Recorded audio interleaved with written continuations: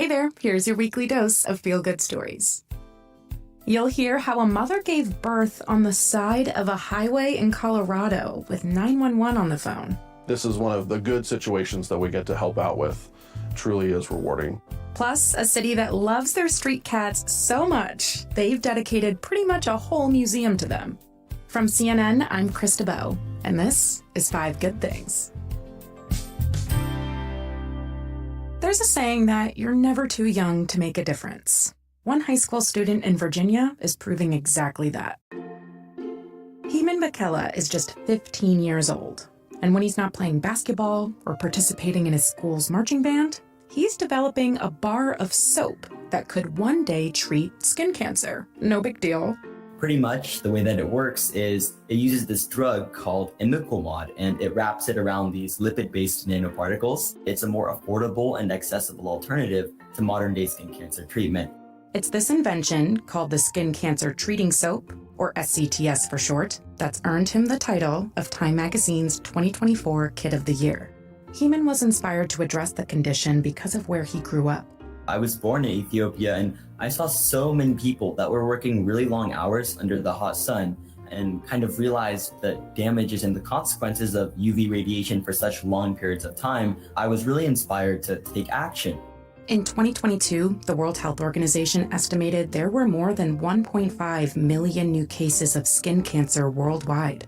And the Skin Cancer Foundation says more people are diagnosed with skin cancer each year in the US than all the other cancers combined. He's been working with skin cancer experts at Johns Hopkins University and the Melanoma Research Alliance to test the treatment before taking the next steps to bring it to market. My goal is that within the next 5 years, we can turn SCTS from a simple passion project into more of a nonprofit organization, using that nonprofit to be able to distribute the bar of soap to people that need it the most.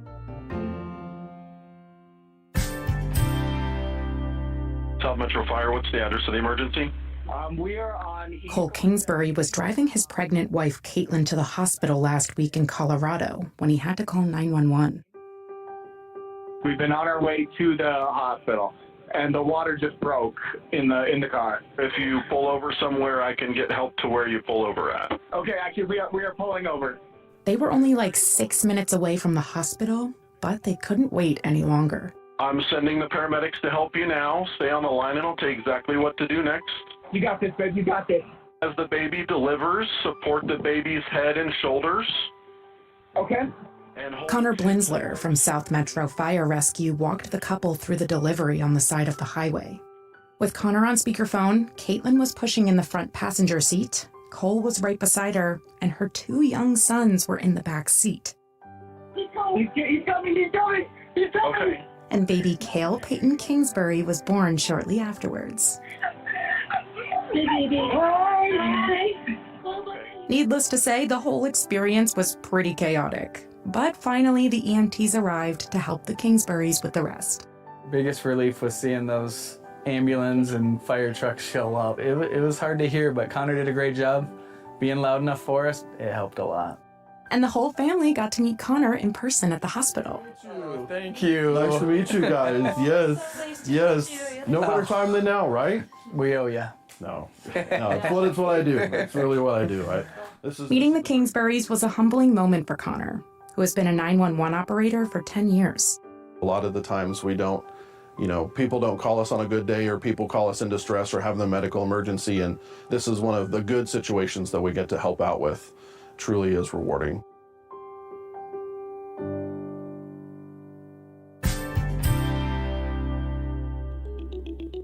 Imagine a world where your jacket charges your phone or the roof of your car powers your ride. That's the kind of solar power technology that's on the horizon. It could be a very much better place when we're producing all our power from clean, renewable sources and using surfaces we can use to produce our energy. Henry Snaith is a professor of renewable energy in the physics department at Oxford University. He and his team have developed a super thin solar coating that can be applied to everyday objects. How thin are we talking? The new technology is made from a material called perovskite, which is 100 times thinner than a strand of hair. With these perovskite materials, they absorb sunlight so strongly they can be extremely thin. So really, really thin means they can be really lightweight. So you could have it on your backpack, even a jacket made out of this stuff that's producing even more power from the sunlight. Traditional solar panels convert about 20% of sunlight into power. This new material has the potential to capture 45%. With solar technology as versatile as this, one day there may not be as much of a need for solar farms that take up huge amounts of land. And he says power grids won't be as overworked. As climate change continues to impact our lives, scientists like Snaith are eager to take on the challenge to scale up this technology for everyday use. The potential to actually transition the world into a much, much better place is super exciting. We've got to have a vision of a utopic and not a dystopic future and really try and do everything we can to get there.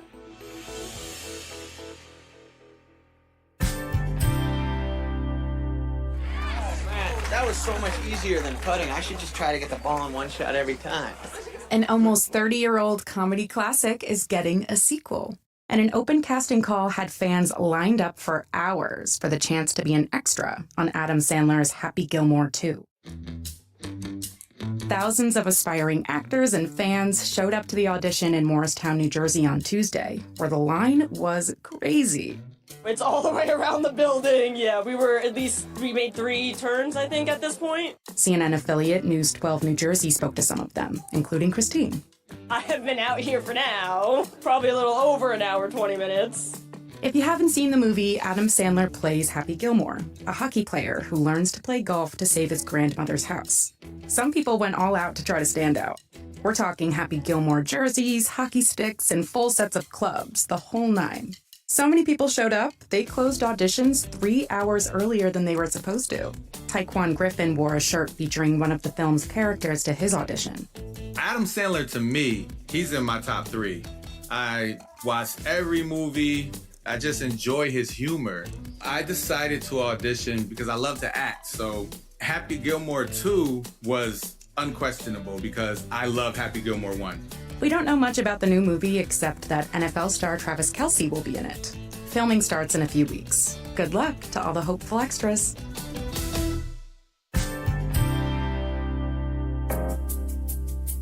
Up next, can you guess which city is a kiddie paradise? Hint, it's not in the US.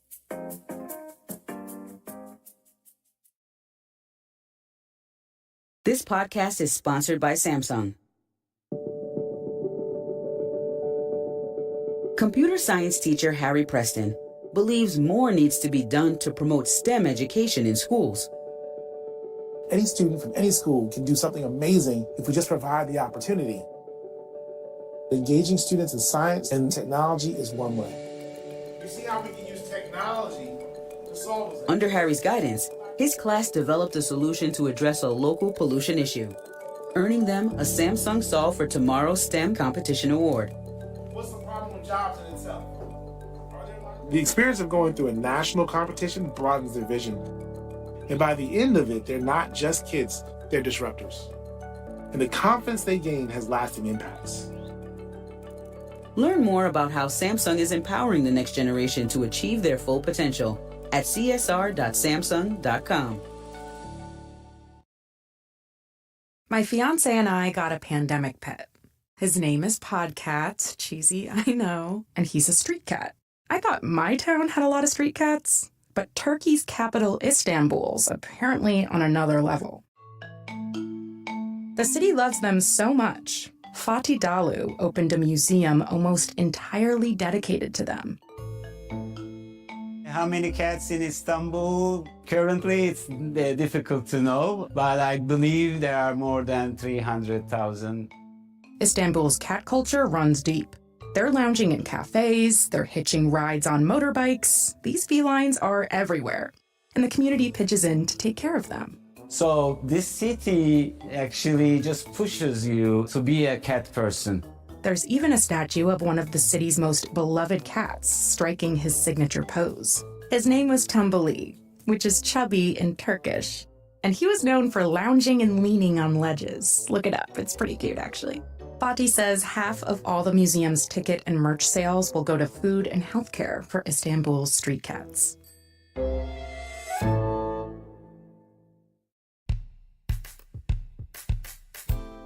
All right, that's all for now. Join us tomorrow for the next edition of One Thing. CNN's Samantha DeLuia joins host David Rind to explain how new rules are changing how homes are bought and sold in the U.S.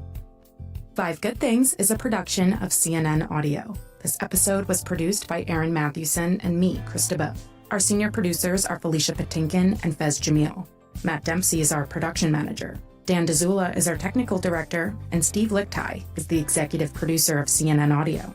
We get support from Joey Salvia, Haley Thomas, Alex Manaseri, Robert Mathers, John Dianora, Lainey Steinhardt, Jameis Andrist, Nicole Pesseru, and Lisa Namaro. Special thanks to South Metro Fire Rescue for the 911 call and Katie Hinman. Thanks for listening. Till next time.